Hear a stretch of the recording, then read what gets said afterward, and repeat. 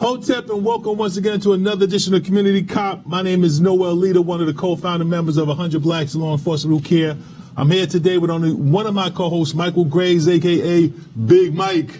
Namaste. And we miss the presence, of course, of Father Lawrence Lucas and, of course, Julian Harper, who are on Community Cop assignment.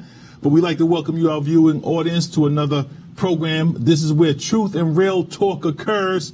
As we get our cameras focused, that's a real nice view of Michael's nose and his mouth.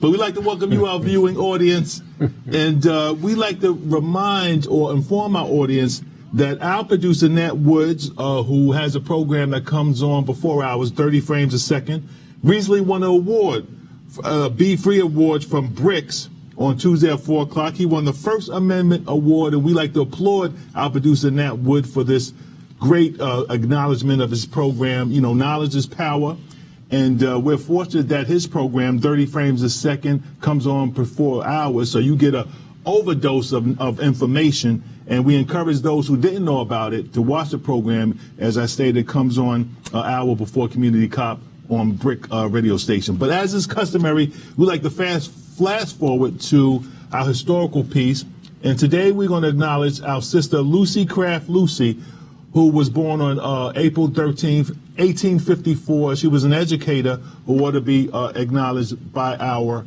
community. Michael. Yeah, certainly Lucy Craft Laney was certainly the best of the best. She was a principal for over 50 years. She was born in 1854, obviously 11 years before slavery ended, but she was born to free parents. Her father earned and bought his freedom, and after he bought his freedom, he worked hard enough to buy his wife's freedom. Ergo, he had 10 children.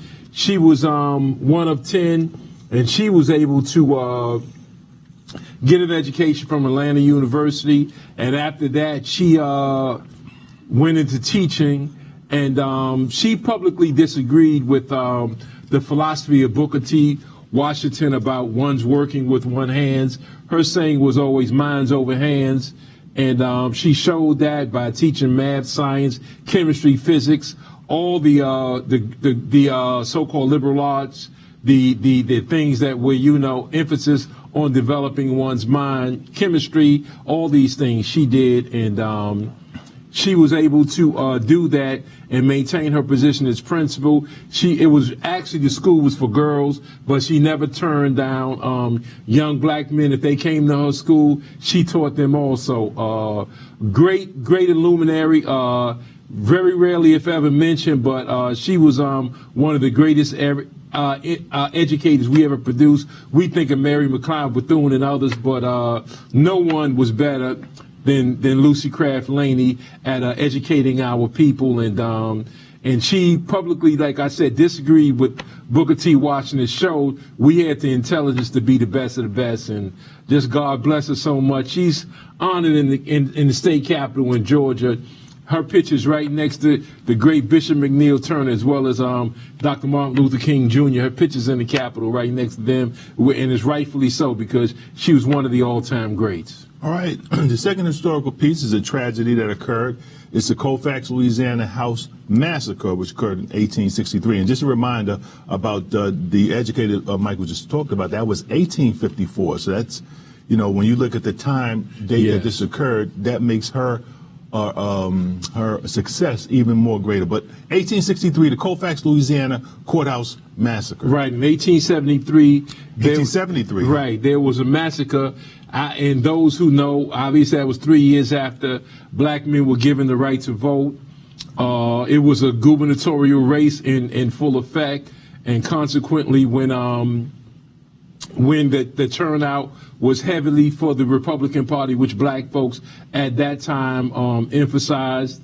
And, obviously it was a party of Lincoln. Consequently, blacks voted Republican at that time and was able to vote for their candidate.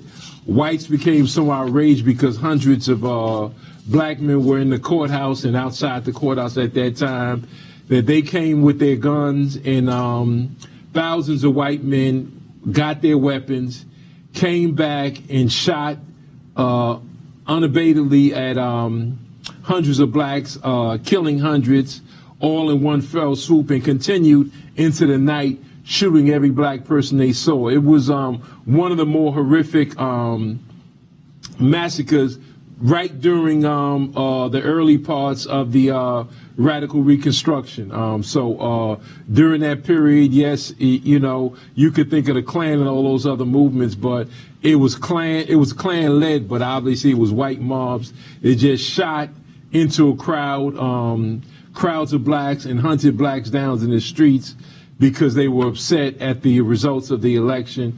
And that went on quite in a few other places, Wilmington and obviously other places. But this was one that occurred without the lie they usually use, which is a white woman was touched by a black man or raped by a black man. This was one strictly political, and they just showed how they really felt about blacks at that time in New Orleans, Louisiana. All right. Thank you for those two historical events. Now we're going to fast forward today.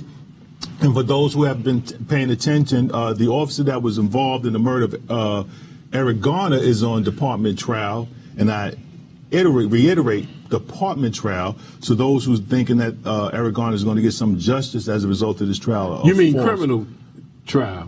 No. It's department trial. So he's not facing criminal charges? He's not facing any criminal charges. Are you sure of that? Yes, sir. Okay, he was exonerated criminally. That's why we say there's not going to be any justice for Eric Garner unless the federal government picks up a civil rights violation case against Officer Pantaleo.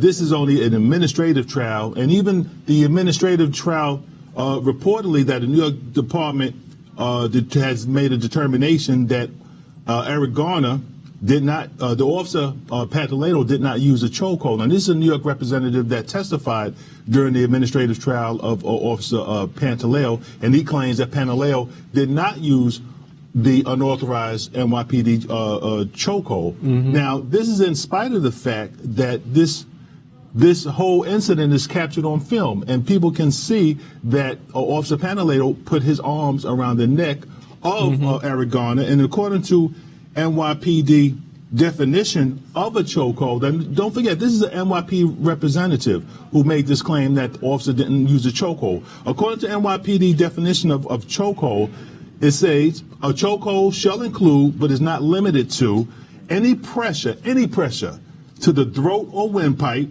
which may prevent or hinder breathing or reduce the intake of air. So it shall include, but is not limited to, any pressure to the throat or windpipe. Now, when you look at the video, clearly Officer Pantaleo puts his arm around the throat of Eric Garner and applies pressure, brings him down. So for a New York City Police Department representative to suggest and state that Officer Pantaleo did not use the unauthorized chokehold is preposterous. But once again, these individuals don't rely on truth, facts, justice. They just rely on their own power and their own authority. Just because he says so, he wants us to believe that this illegal tactic was not used. So, you know, the court is out if even Officer Pantaleo, who's facing possible termination from the New York City Police Department, is even going to be terminated as a result of a representative of NYPD who has the definition, the NYPD definition of a chokehold, and has access to the video. In spite of all of this evidence, as we frequently say on Community Cop, when science and technology does not agree with their notion of what they want the public to believe or what they want to believe, they just ignore science and technology. Any thoughts on this pronouncement by this chief surgeon, Eli Kleinman, who made this determination? Yeah, I think you covered it well, but I'll just say for the record, first of all, this incident happened, 5 years ago? Yeah, about 5-6 years ago. And whose administration did this happen under? Under the Bloomberg. I mean, no, de Blasio. Okay. This happened under de Blasio. This happened under de Blasio. Right. The guy who loved black folks, the guy who's allegedly married to a black woman and has black children and just loved black folks, who Reverend Sharpton called the most progressive mayor that he's ever witnessed, you know, here in New York City. So this so-called progressive mayor decided not to fire him 5 years ago and has allowed him to make $30,000, $40,000, extra in overtime. Over these years, over these 5 years, he's been working an excessive amount of overtime, though he was on modified duty. Now, from the outset, what white folks do, you have to understand, the FBI has characterized black people as emotional, and that if you delay, then you can deny. So now they wait 5 years, and now the chief surgeon of NYPD is telling you you didn't see what you in fact saw. He's going to tell you that. Now he claims that there was no chokehold. Yet the patrol guy says anything that inhibits in any way air intake or blood circulation as a chokehold. Now, we warned, the 100 Blacks in Law Enforcement, we warned people years ago when this happened, don't put all your eggs in one basket. We said do not just go with the chokehold, because we know NYPD has a playbook on how to deal with literally any situation that arises. So we told you don't put all your eggs in that basket. We said there was also positional asphyxiation. We said, look at that also. That is also not allowed. That's disallowed. Because they understand that if you pound on a human being and you do not allow the diaphragm to expand, contract and expand, then you are in fact killing the person. As you heard Eric Garner say, 11, 12 times? I can't breathe, I can't breathe. The two things that will restrict you from breathing is obviously some form of strangulation, a chokehold, and also positional asphyxiation. Those were the two things that those police officers were guilty of. Now they're telling you that he didn't do a chokehold. They're telling you he did a seatbelt maneuver. This is a seatbelt maneuver. This is a chokehold. Now you decide out there. I'm not going to tell you how to look at it. I'm just saying go by what you saw. Was he doing this seat hole across, going across the body like you're reaching for your sword, going across the body, or did he do this? You decide, because they're telling you that your eyes don't count, and what you all saw was a mirage, and somehow he did a seatbelt maneuver. This is why they have been saying this. The union and others have been saying that for years now. It was a seatbelt maneuver, not a chokehold. And it's unfortunate that in light of the evidence, the overwhelming evidence, you have the film, you have the NYPD definition, and then you just have common sense. I mean, you have an individual saying 11 times, I can't breathe, and you see this callous response by the officers that were present and involved. And PBA attorney London, he stated that if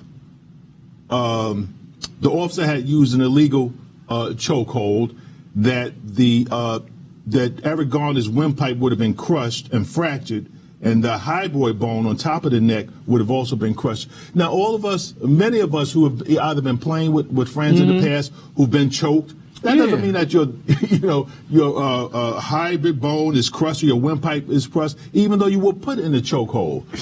So this false science, this fake news, that they just spew out, just to have something to hang their hat on, is preposterous. And as you stated, we encourage the viewing audience, and many of you have already seen the video. You've heard the definition of NYPD of what a chokehold actually is in terms of it being prohibited.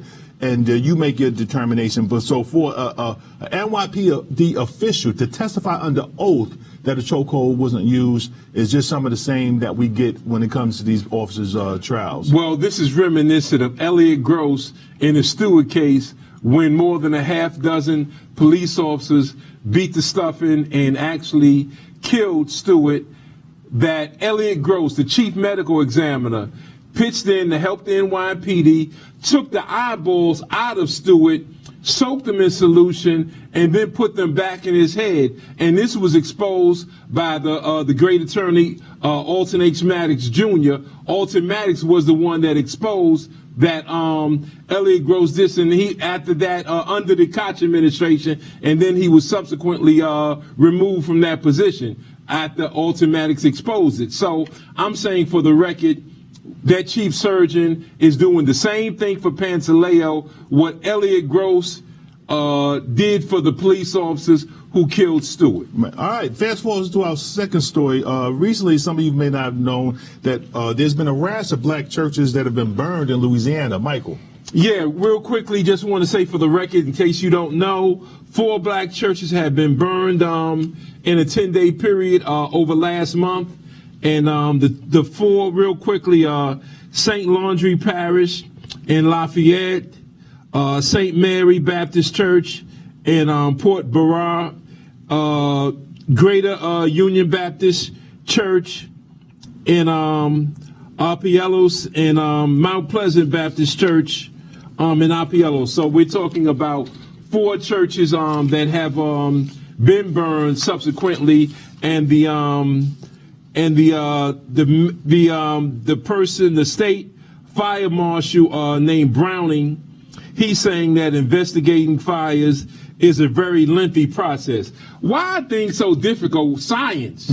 Science gets very difficult when you burn the black churches. Every nook and cranny has to be examined.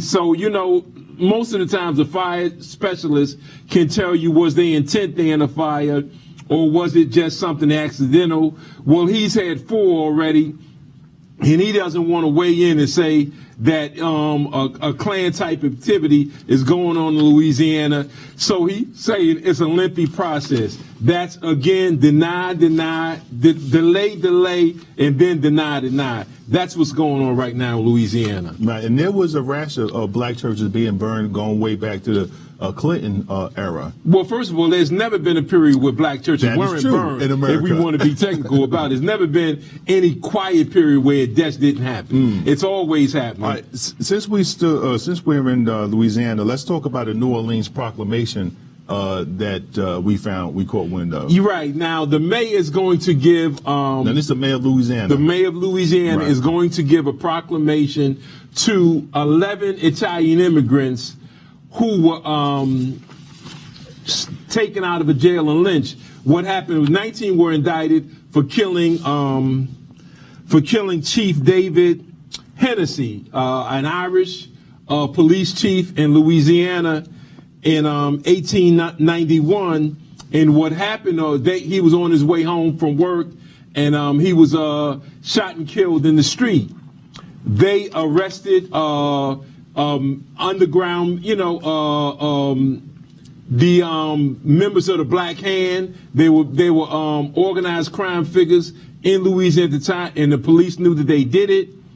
They when 6 got acquitted in the first trial, the remaining 11, and then there were 2 others, they were subsequently removed from the jail by a white mob, and they were hung. They were systematically taken to the outskirts of town and hung until dead.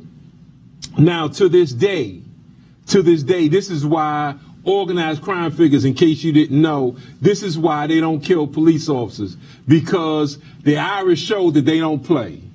They showed that if organized crime kill their members, that they will in fact punish organized crime without hesitation. So those 11 immigrants, all coming from Italy, southern Italy, they were primarily Sicilians, very dark Italians, very dark ones.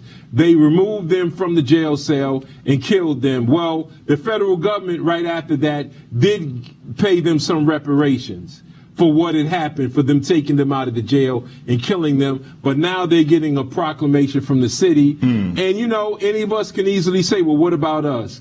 We can do program after program on massacres. That's right. Where we were killed, where we were systematically removed from jail cells with the participation of sheriffs, the actual people who put us in the jail cells. And yet they're getting a proclamation, certainly well over about 130 years later for what had occurred, but we can easily say, what about us? All right, staying on the political vein, recently presidential candidate Cory Booker made a statement before the Jewish AIPACs, what we've talked about at nauseam in this program, AIPACs, where he says this is presidential candidate Cory Booker. He says there is no greater moral vandalism than abandoning Israel, the nation of Israel, and that he would cut off his hand first before he allowed that to happen. And this is Cory Booker showing, with strong alliance that he has to the nation of Israel, and that doesn't make him a bad guy. I mean, we can align ourselves with whomever and whatever organization that we want. But, I take issue with Cory Booker, and we've done that on this program because many of you don't know that Cory Booker has had, before we knew who Cory Booker was, Go ahead, brother. Members of the Jewish community had picked and groomed and had relationships with Cory Booker. And I encourage members of our audience to look at a video that's on YouTube that says Cory Booker speaks before Chabad, Chabad. It's on YouTube, and he talks about being invited to join a Jewish organization, a Hasidic Jewish organization, while he was in college. This before any of us knew who he was, and how they chose him to be the president of this Jewish organization in college, and then he began to be president of other Jewish organizations, when he was in grad school. But it's very peculiar for a member of the African American community to show such strong alliance, and I've never heard him say anything anywhere close to that in terms of commitment to members of the African American community or the continent of Africa. He said before he allows. Well, I think you're shortchanging. Why don't you talk about give equal time to the time he said he would cut off his other hand for Zimbabwe or South Africa? Oh, no, he never made that statement. He never did that? He will never make that statement. And not only have he never made that statement, but I've never heard anyone of Jewish persuasion say that about any African or any African nation. So my point in mentioning this. Well, there's a rumor that South Africa were the one that Israel were the ones that helped South Africa locate where Mandela was hiding when he was captured in the 1960s. No, sir. That's a false rumor. That's a false rumor. That's a fact. That's the a nation fact. of Israel did assist the racist white supremacist government of South Africa in locating Nelson Mandela and capture him. The nation of Israel, who this individual who's vying for your vote for president, has always been against black Africa, and they're even against black Africans in their own country. There's other stories that we discussed on this particular program. But in mentioning that, as he vies for your vote, I just want our viewing audience to know, like I said, doesn't make him a bad guy. We can align ourselves with whomever we choose to do so. But before you knew Cory Booker was, members of the Jewish community knew who he was, and they groomed him. And that's why he would make a statement that he'll cut off his hand before he allowed that to happen. Well, give him time. Maybe once he becomes president, he'll say the same thing about an African nation. No, sir. All right. To our next story, white supremacists. There was a murder, a horrific act where an individual who definitely had white supremacist tendencies, and is a white supremacist, murdered his African American neighbor. Why don't you update our viewing audience about this particular story? Yeah. Well, this self-avowed white supremacist, his name is Mark Walter Jabin. What he did was he has a history. I'm sorry, Mike. Where'd that happen at again? In Fort Worth, Texas. Fort Worth. Oh, Texas again. Texas. Go ahead, brother. Texas is famous. What he did was he has a history of harassing his black neighbors when they walk to and from wherever he's at. He's going to harass them. So on this particular day, what he did was he harassed a 5-year-old boy who lives on the same block. Down the block from him, and he harassed the boy. The boy went home and told his grandfather that so-and-so harassed him again. Consequently, you had Mr. Battle. His name is Kevin Battle, 57-year-old grandfather of this 5-year-old, walked hand in hand, holding his grandson's hand, and walked close to the property of Jabin, and asked him why was he harassing his grandson. Well, Jabin responded. He consequently took out his gun and blew Battle's brains out right on the spot while he was holding his grandson's hand, shot him several times in the head and the face. No charges were issued against him because he said he feared for his life, and that he's utilizing Texas stand your ground rules to escape prosecution. Your thoughts? Oh, but I think that's preposterous, and that's one of the reasons why these so-called stand your ground laws would challenge when they were up, to be implemented in states like Texas and states like Florida, because it was not only do we have issues with police involved in abusive and illegal murders of African American men, but now they've extended this power to the Citizen Street.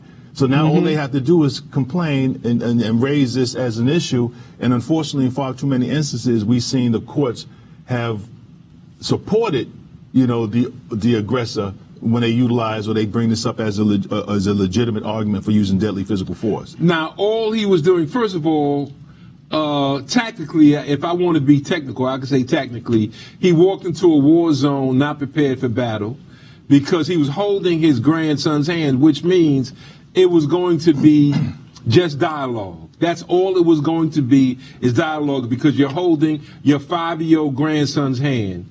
You're not equipped to deal with a man who says, don't even talk to me or I'll blow your brains out, which he did.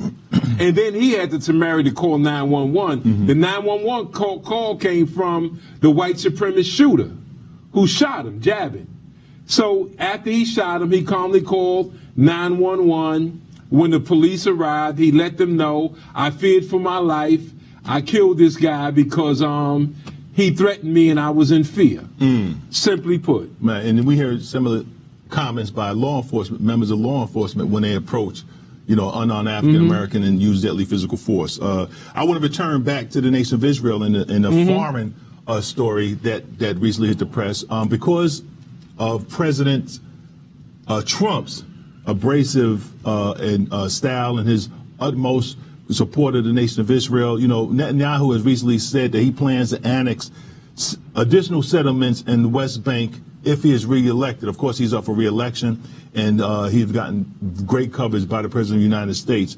But, for our community cop audience, not only has Israel violated international law by presently possessing occupied territories, and that's in East Jerusalem and the Gaza Strip, but Netanyahu has said he's going to take additional territories to deploy to some of his people. And all the reason why I mention it, because I want to synchronize that with the response of this country when it comes to Zimbabwe, the nation of Zimbabwe, when that president announced that he was going to return land in his country to the owners, indigenous populations. He was going to take his land from whites and give it to the indigenous population, the Africans in his nation.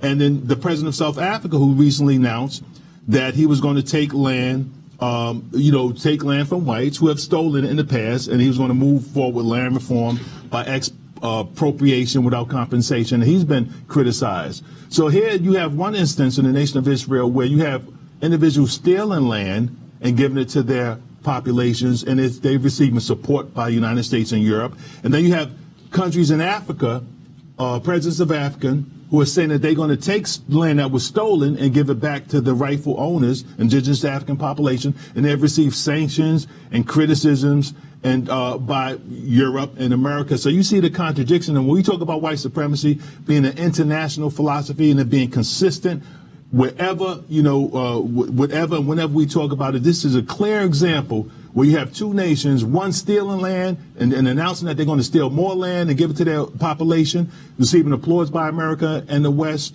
And then you have African nations where you have African leaders saying that they're going to take the land that was stolen and give it back to the rightful owners, and they're getting hit with heavy sanctions and criticism. And this also happened under Barack Obama as well, Oh, absolutely. As a matter of fact, several times President Obama asked Netanyahu to stop the bulldozing of the houses, and he never stopped. He became more aggressive. He did it President Obama's entire 8 years in office, did it prior to Obama, did it during the time of Obama, and never stopped. Now, this is a person who does not care about anything other than Jewish people. That's just a fact. I'm not saying it. He said it. He's made that clear that an Arab is not, 1,000 Arabs is not worth a finger of one finger of a Jewish person. So he's made that clear how he felt. He's taken land from people who've been there for so many years. And yet, at the same time, when you juxtapose Africa, saying that they're going to return the land to the indigenous population, you're talking about the rightful owners. It is a difference where if you steal a man's house, 5 years ago, and you've been living there the last 5 years, when that man comes back to claim his house, that house is not yours, even though you've been living there 5 years, because it's never going to be yours if you stole it. That's right. Consequently, it is only right that Zimbabwe, it is only right that South Africa return to the land to its rightful owners. But in this particular case, transplanted Europeans, they don't have a right to one blade of grass in what is now called Israel that was Palestine before. They're claiming they're the people of the book. Consequently, they're saying God gave the land. No, Britain and America and them gave you the land that you took and backed you militarily. So you've taken all that land from Palestinians because you claim you people in the book, and you have nothing to do. When you look at your history, you have to go back to Russia, the Baltic Sea. You have to go back to Europe, in other words, to trace your history. You don't go back to Africa where the book goes back to. Consequently, you're nothing but transplanted Europeans. You have no right to that land, not to any piece of land, not a rock, not a blade of grass, nothing. You're entitled to nothing. You're using the Israeli military forces and all the money and the arms that you get from America to enforce your will and impose your will on the people who the land really belongs to, and that's the fact. And we can have a lengthy debate about the formation of Israel and how they came into occupy the in nation 1948, of Israel, and there can be a debate on that. But there is definitely no debate whatsoever about United Nations agreements that when we are involved in a war or a combat, and you occupy people's land, when the war is over, you have to return the land back to the rightful owners. And this is what the nation of Israel is a violation. Everyone knows it, but nobody talks about it. But yet when you talk about Zimbabwe and you talk about Mugabe saying he's going to return stolen land, President Obama and other presidents since then has hit heavy sanctions against that nation solely because he said he's going to, and he waited a long time. You know, after there was agreements that the people would get the land and that the nation of England would give some money to, their former, citizens. That didn't happen. So after like 20 some odd years, he insisted that he's going to give the stolen land back to the citizens, and he got hit with sanctions, which to date still are in effect, but his nation still survived. But we just see the hypocrisy and the contradictions, and at this point, we have one more story we want to touch. Maybe if we have a lapse in our phone calls or a gap, we'll get into that last thing, because I do want to talk about what that basketball coach said. Go ahead, we can go to calls. But first caller, work of the community cop. Quick question or comment. Where you calling from? Okay, how you doing? This is Uncle Sonny. How you doing? Okay, Uncle Sonny. Big Mike. All right. Okay, let's not forget when Christopher Columbus come in, he said he found this place. Right? How you found a place where people are at? Right. Mid last week, Brother Mike, I was listening to the news, and that cop that killed Eric Gardner. Yeah.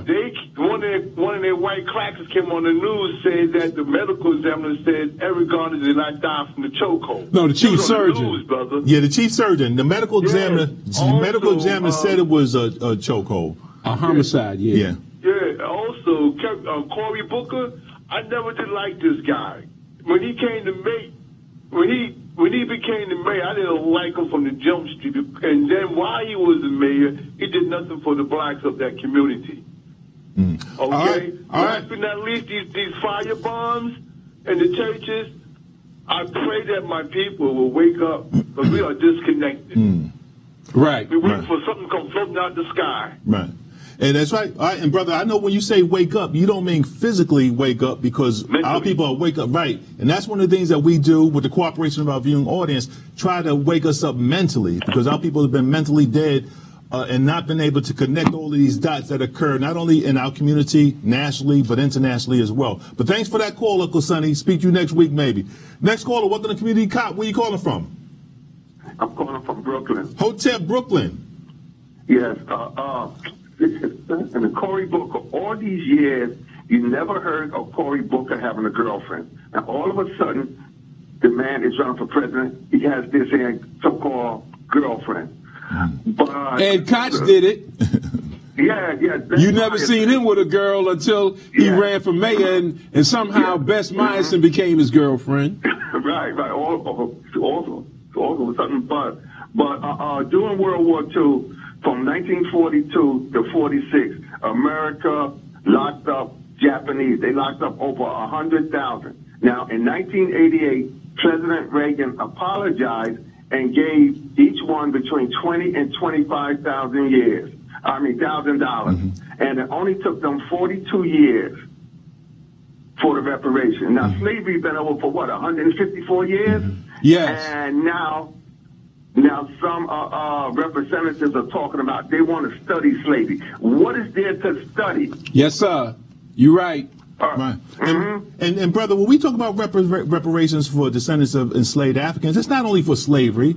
It's for post-slavery. It's for Reconstruction. It's for this. It's for this country's the black codes. I mean, this country has abused African Americans, have robbed us of our power, political power, economic power. So not only for slavery, but the hundreds of years after slavery up until present date. I mean, some people would say things changed in the 1960s, but all right, if you want to go up to that point, so there's so many. And when Michael talk about these massacres that occurred over and over, that had the support of the government, local governments, state governments, and federal governments, we need to be compensated for all of that. That's right. President Wilson and so many others, Woodrow Wilson and others, ignored all of these. If you go back and study the massacres, and you see all the federal, all the presidents and state governors, mayors, when these massacres occurred, black folks, the NAACP would appeal and contacted the president to say, send federal troops in to stop massacres that went on for 2 and 3 days. No response. All right, but thanks for your call, brother. Next caller, welcome to Community Cop. Where you calling from? Yes, hello, this is the poet. I'm calling in again. Oh, yes, sir. Yes, sir. Go ahead, brother. What you got for us today? All right.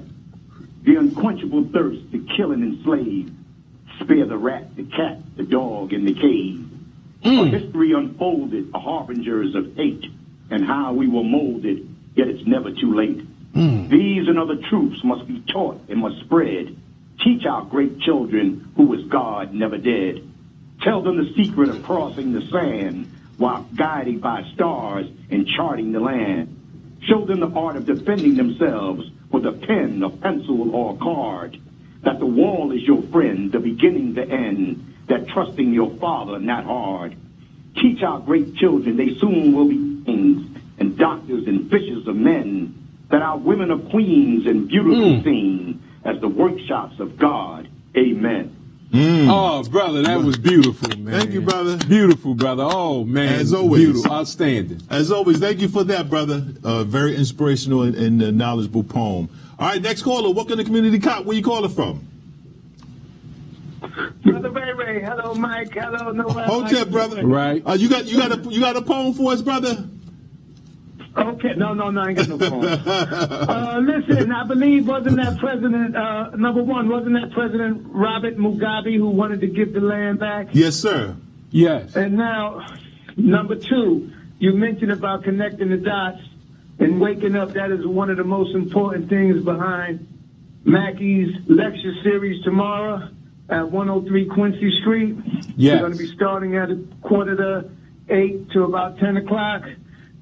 Community Cop family, Mackey's family, hope to see everybody there tomorrow. And last week, Brother Mike, before I hung up, I must have hung up too quick. Alton Maddox will have ripped that Chanel Lewis case apart. He will have tore that medical examiner up. Alton Maddox would have tore it up. Yes, Number 3, they should never talk about cheating. You see all them folks trying to cheat to get their kids in that school.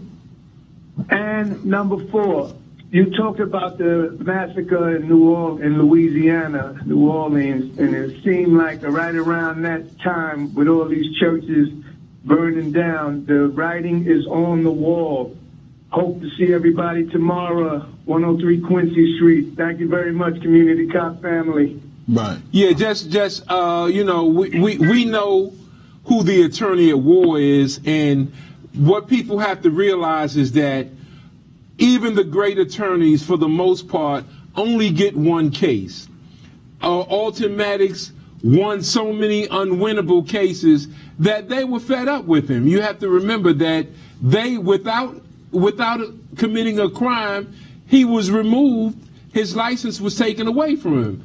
If I say Alton Maddox, you know, he gets the credit for actually having Elliot Gross removed, who helped the police in covering up the murder of Stewart. Now, when you say Alton Maddox, Robert Burns, Colin Moore, and Joe Mack, all of them were disbarred, with the exception of Joe Mack, who was suspended during the Central Park 7 trial. They don't talk about that. It's not in the video, that documentary on it. No one talks about that. All 4 attorneys were disbarred, and Joe Mack was suspended. All 4 of them. Black attorneys. Black attorneys, not the white ones. Nothing happened to the white ones who handed the children over to the system.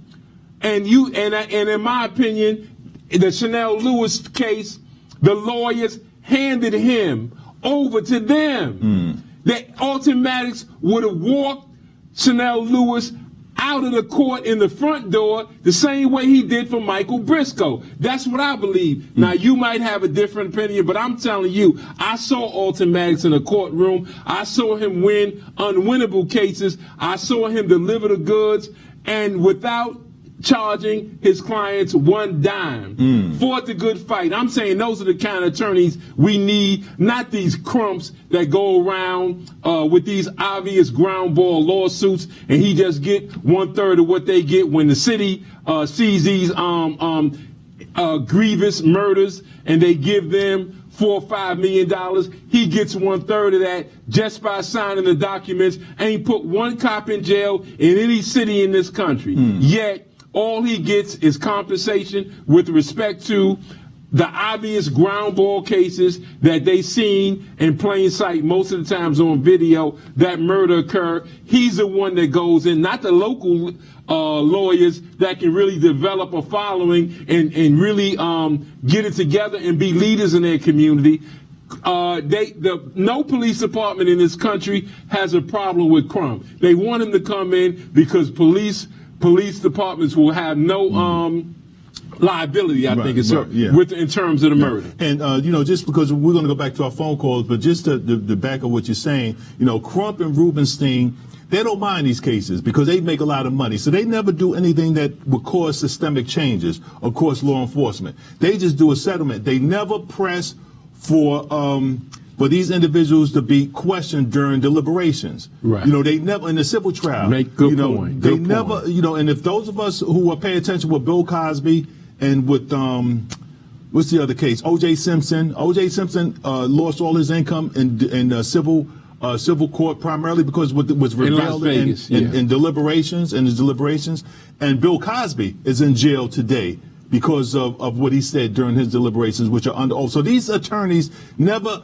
make these police officers testify in the civil trial, under oath, and make them give an explanation of their illegal practices or what they committed. That's they right. always just accept Excellent a civil payment there's no civil trial or no deliberations, and that's a bad strategy. But as you stated, the union doesn't mind, and the state or the jurisdiction don't mind because they just give out a couple of $1 million, and there's never any culpability. The police officers never forced to explain, of his actions. But anyways.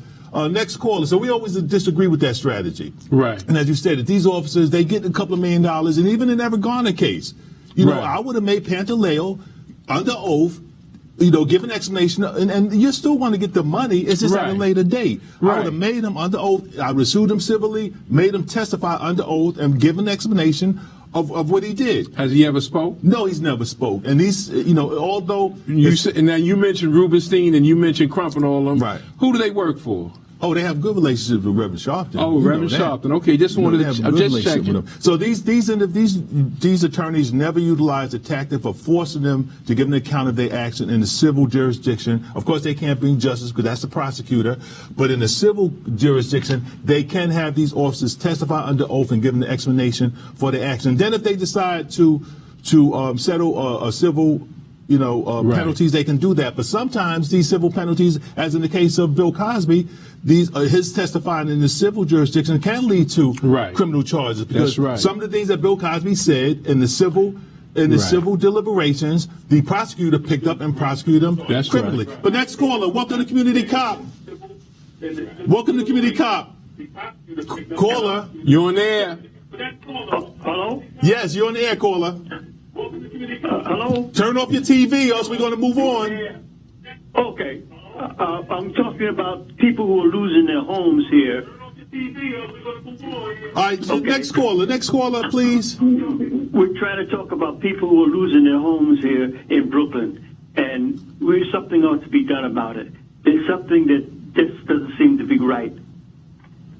Right. Okay, and for the record, yes, you're right. They're losing their homes. Somebody else is taking their homes.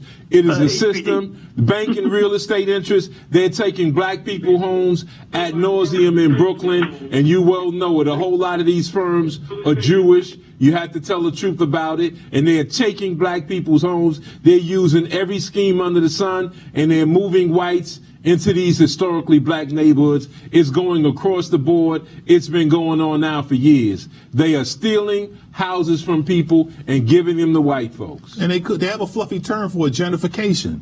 It's not gentrification, it's a land grab. Right. And a lot of it is legal, some of it is legal, but many of you welcome these people with open arms, just like the American Indians did to Christopher Columbus. Welcome him with open arms, not knowing these people are moving in here not to be your neighbors. They don't want to live next to you.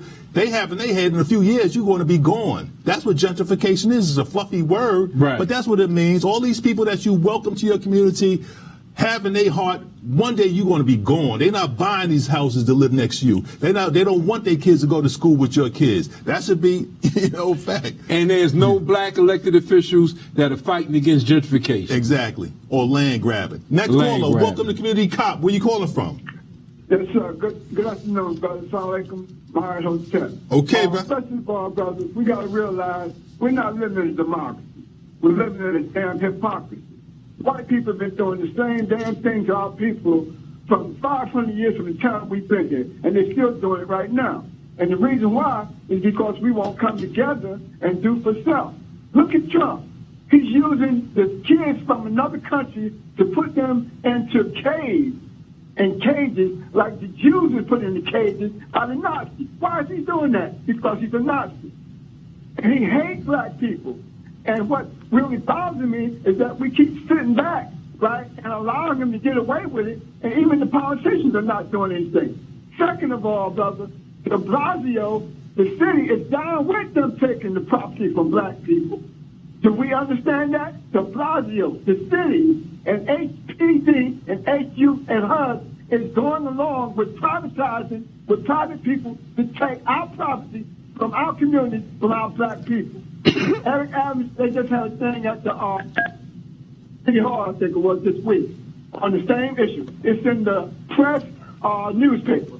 And we need to get aboard and get on top of that. And we need to start teaching our children what's going on. Because it seems as though we're not going to do anything about it. So the children that's coming behind us, they got to know and get the baton to go forward. Because we have went to sleep and we're not going to wake up. Because if we was, we'd have been woke up 500 years before now. Our brothers be blessed and keep doing a great job. All right. Thank you for your call, caller. No argument there in terms of what you're saying about de Blasio, but my concern starts at home first. What are black elected officials doing? The only one I know that has stopped gentrification in any capacity has been Charles Barron. That is it. No one has challenged it at all that are black. So, yes, de Blasio is doing that, but what about the black elected officials? They're not doing their job. We put them in office. They collect a check. They got the easiest job in the world. Just sit there and collect a check and do nothing. And politicians such as Cory Booker, he's slippery enough to pronounce where his alliance is, where his dedication, what community he's willing to cut off a limb for. He articulated naively. But you have a lot of black elected officials. Harlem, we knew 20, 30 years ago that Harlem was being set up to be gentrified, that they were warehousing properties, especially in central Harlem. They were warehousing these properties. They weren't up for sale because we attempted to buy some. You know, some of them houses That's that right. they say you could buy for $1. We appealed to the Manhattan Brooklyn borough president, who was what's the sister's name at the C. time? Virginia C. Fields. Virginia Fields. Give us the worst building on the worst block. Let us be a beacon, a model. Brother, we knew 30 years ago when you had Charles Congressman Charles Rangel, one of the strongest at the time members of Congress. Nothing. None of these Bill Perkins, none of these Harlem elected officials did nothing to defend the longtime black residents of what is known as the Black Belt, Harlem. USA. That's why we lost many of it, and we're losing more of it because all of the politicians in Harlem, Central Harlem at the time, were black, and not one of them did anything to defend the inhabitants That's right. of Harlem. So, okay. Bed-Stuy is next. Bed-Stuy, and we know about Bed-Stuy as well. But next caller, welcome to Community Cop. Where you calling from? Yes, I'm calling from Flatbush, Birdhouse in Flatbush. Hotep, All right. brother. I want to speak about Israel because Israel is the only nation when you go against South Africa and apartheid. It was the only one that supported South Africa. And they took the gold and diamonds and everything else. It was the only country that supported South Africa. And by that, you mean the white minority rule in South Africa. Right. They wasn't supporting Exactly. indigenous blacks. They were supporting the white supremacists in South Africa. Exactly. And listen, and I feel in Brooklyn, I feel like the Palestinians. You will soon. Yeah, you will soon, brother. And not only did the nation of Israel, and this is like one generation out of the Holocaust. This is one generation after their people were oppressed, murdered, and by Nazi Germany. They supported a similar government in South Africa that was exploiting and murdering and killing and slaughtering at nauseam South Africans. A criminal government that stole the land, set up a government, and they gave them the nuclear bomb. This is the nation of Israel. Shared information. So the white government, white racist government, South Africa built a nuclear bomb.